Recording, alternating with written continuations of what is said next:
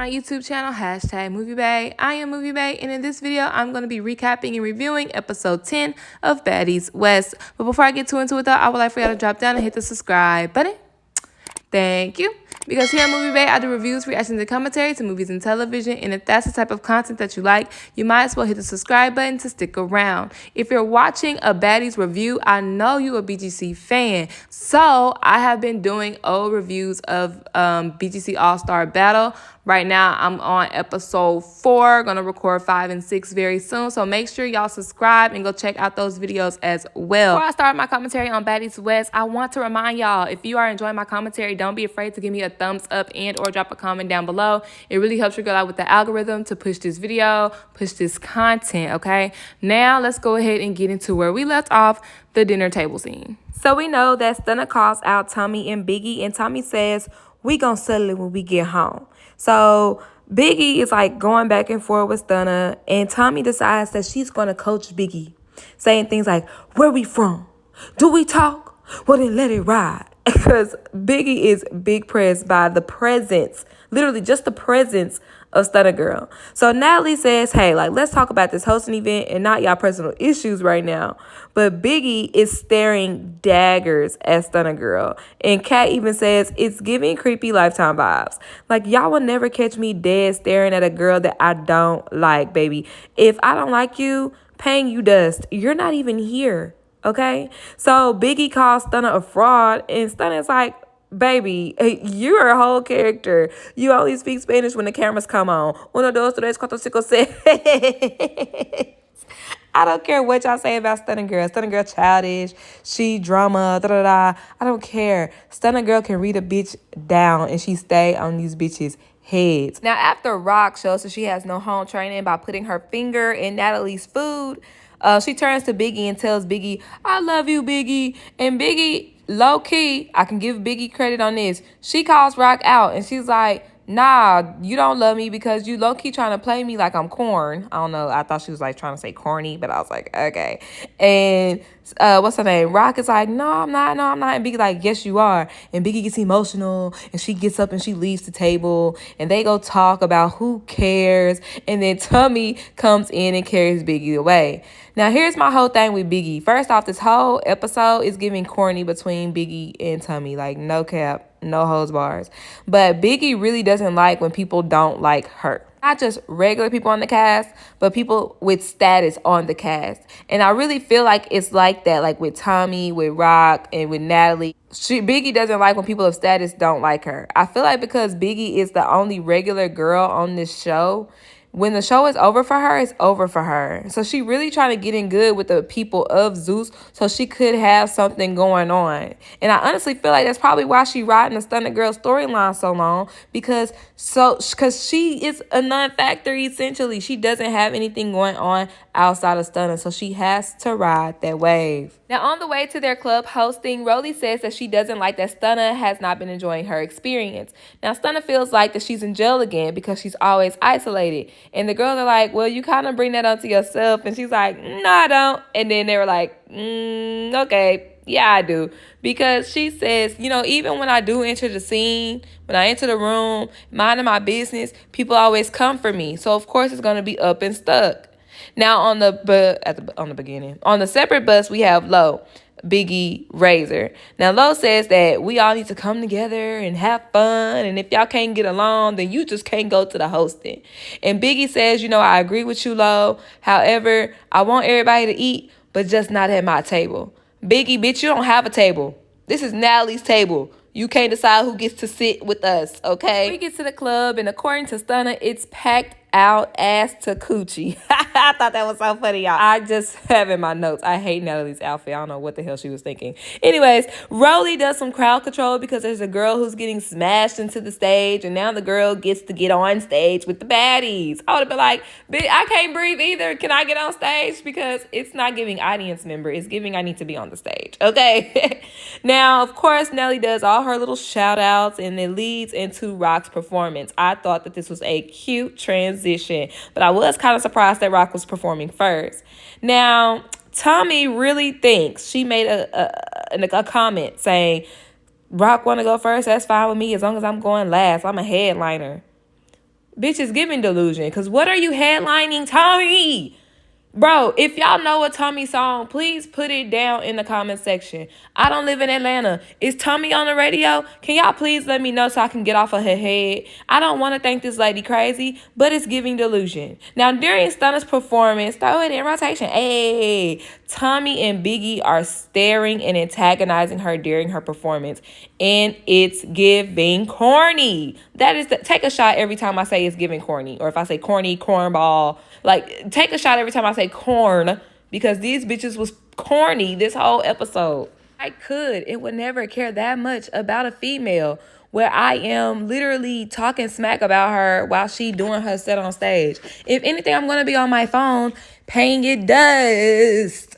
Like, Stunna is winning because y'all are pressed. Like a button down, bitch. These bitches are pressed. Now, I did want to mention a little twerk contest. On this episode, the girls were dressed a little bit better.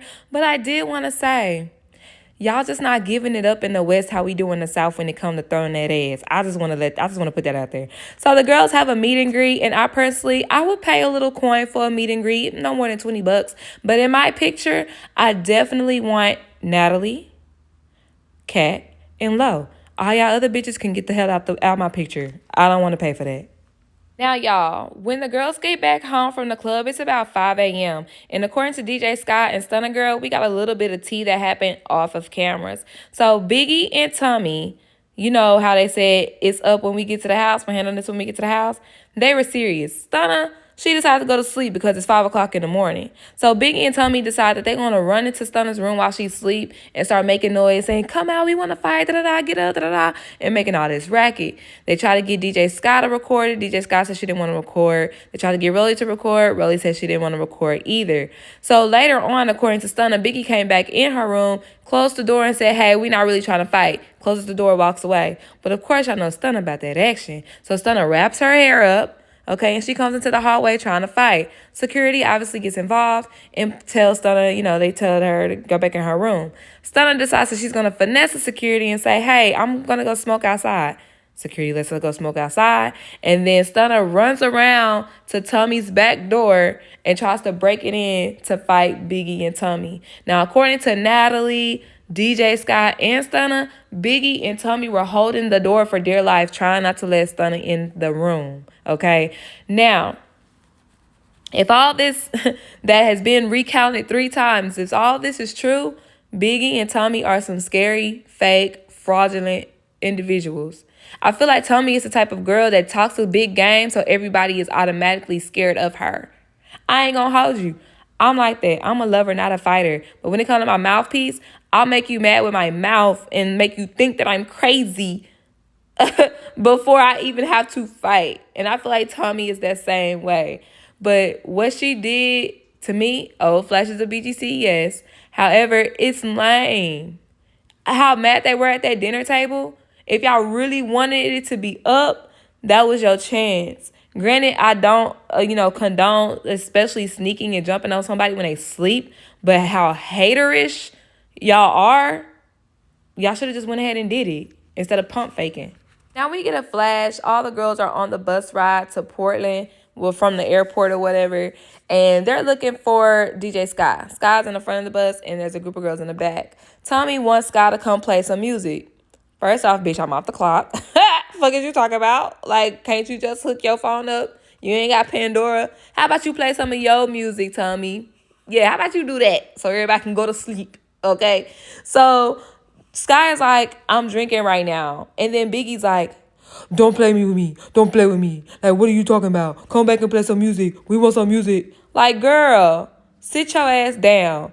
Biggie only turned up because Tommie was requesting music. Biggie didn't care if she had some music or not, but because Tommie wants it, Biggie's going to make sure Tommie gets it. Lame.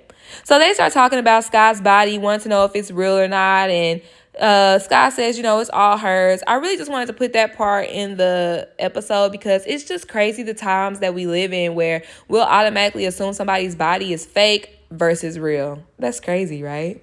On the bus ride, Natalie, states how there's another hosting tonight. And I ain't gonna lie, y'all. I would get so tired of going to the club, like, on me.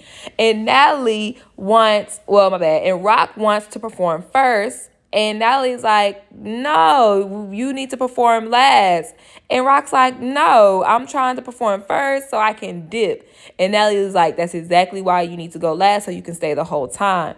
But Rock is like, I'm not trying to stay. I'm not trying to work the crowd. I'm not trying to do that. Well, hold on, Rock. Didn't you say these were your fans? Didn't you say they came out to see you, Rock? But yeah, you don't want to work the crowd and be with your fans. Yeah, all right. So Rock claims that she had another booking that night, and that's why she had to dip out first or whatever. Her other booking is her nigga. She just want to be laid up under him, up under his ass all day, being toxic. And I can't stand girls like that, bro. Let that nigga breathe, bro. And vice versa. You need to breathe too. Now, in my personal opinion, that little conversation, that little spat that Rock and Natalie had was the beginning of their downfall. It was just awkward from that moment on. So Natalie decides that she's going to grab Rock's chaser out of her hand because Rock has been spilling it while she's trying to take a shot. So Natalie was kind of trying to help her out, right? But of course, Rock gets mad because you messing up my shot rotation. Girl, what? It's giving alcoholic. So Natalie decides, you know what? I'm not going to make a scene. Here your stuff. I'm going to leave. But as she gets up to leave, Rock is still popping that shit. So Natalie turns around and she's like, Rock, you get on my nerves daily. Like, so what? I'm on your nerves. You get on my nerves. You got on my nerves 5 times yesterday and I ain't saying nothing. Rock's like, what did I say? Natalie was like, well, I told you my knees were hurting and you called me old. Everybody busts out laughing. So, of course, this makes Natalie upset. Now, y'all know Natalie got something with her age, bro. We found out she's 37 on this episode. But people, Rock calling her old. People online calling her old. You're old. You're too old for this. Too old for that. Ain't you 40? Ain't you 40? Ain't you 50? You too old. So even if she doesn't speak on the comments that Rock's make, you can tell that Natalie harbors those comments. And she takes them to heart. You know what I'm saying? So when Rock starts laughing, Natalie gets upset and she walks off saying, I pray that you make it to my age. You think it's funny, but I pray that you make it to my age. And honestly, Natalie, we are all praying that Rock makes it to your age, okay? We're praying that she makes it to 24 because the lifestyle that she's living, child. But not even do we pray. Does Natalie pray that Rock makes it to her age? Natalie added on to that prayer. She says, I pray that you don't need a nigga for nothing. I pray that you don't have a nigga telling you what to do. I pray that you have your own business. I pray that you have your own money. And I was like, ooh, girl, we need Natalie's prayer. Sierra prayer and Natalie's prayer, especially Rock. Because, yeah, Rock, you laughing, but Natalie was speaking that real shit, no cap.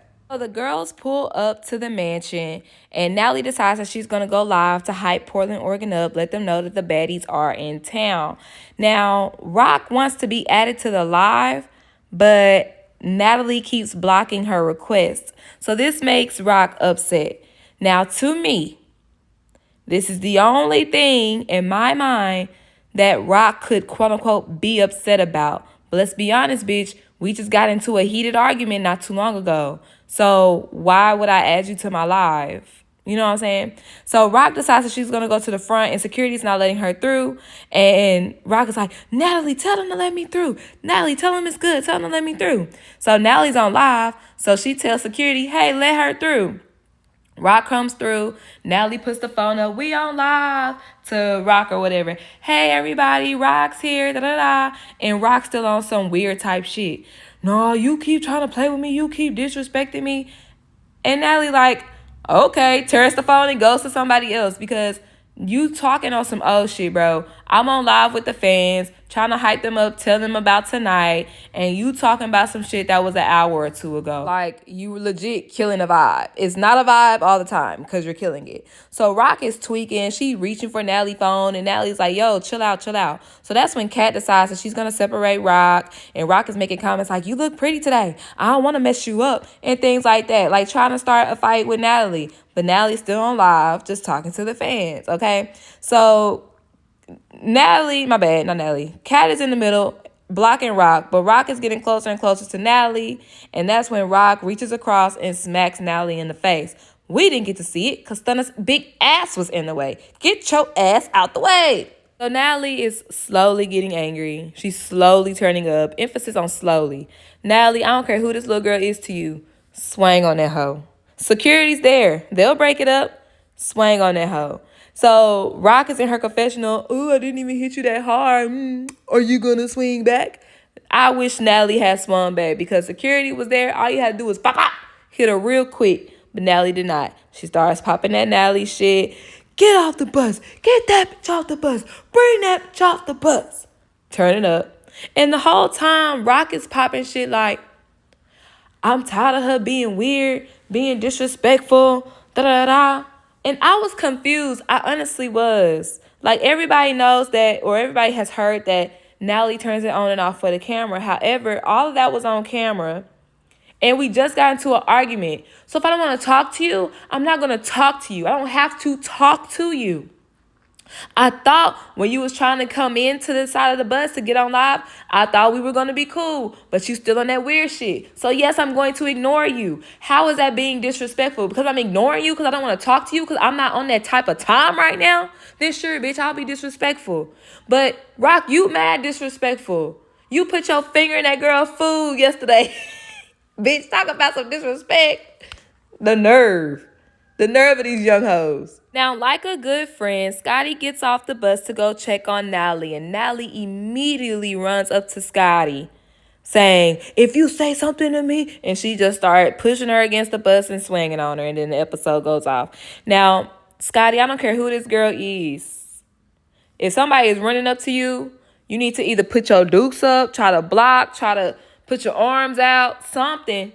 You need to be in defense mode, sis. Because somebody's running at you. They're charging towards you. I don't care who it was. It could have been Santa Claus. It could have been Jesus himself. I would be like, wait a minute, Lord. What you doing? Okay? I don't understand how you just let Natalie hem you up on that bus like that, friend or not. I could care less. So next week episode, we have Natalie versus Rock. Natalie's behind security trying to tell Rock to get up and swing. They have another hosting. Rock decides to leave the show. Thank God for Jesus. Everybody's ready to go home at this point. And then Scotty and Nat have a sit down. Thank you so much for tuning into my YouTube channel. Don't forget to give me a thumbs up if you enjoy my commentary and leave a comment down below. I also did a collaboration on episode 10 of Baddies with Grant LaShawn. His channel will be linked in my description box below. Thank you so much for tuning into my YouTube channel. Who was in the right this episode? Krishan or Natalie? Don't forget to like, comment, and subscribe, and I'll see y'all next time. Bye.